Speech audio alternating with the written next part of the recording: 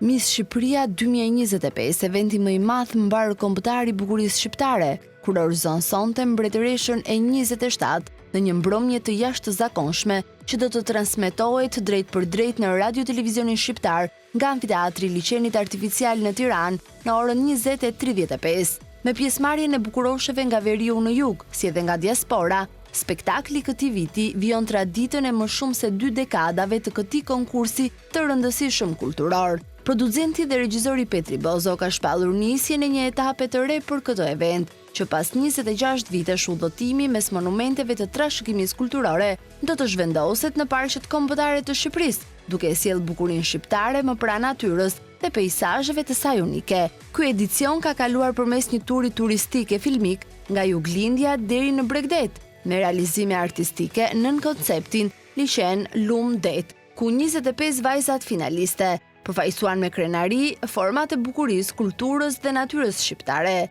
Ato janë përqendruar ditët e fundit në Tiranë për përgatitjet finale me prova intensive në skenë dhe xhirime në pika të ndryshme të qytetit. Mbrëmjen e sotme, spektakli do të moderohet nga Ermal Peçi, Drita Ziri dhe për herë të parë në rolin e prezantueses Ema Hila, ish Miss Shqipëria 2023. Shfaqja do të shoqërohet nga performanca të artistëve të njohur si Casey Tola, Renis Gjoka, Devis Gjerau, Eranda Libohova, Ledina Çelo, Alice dhe shumë të tjerë.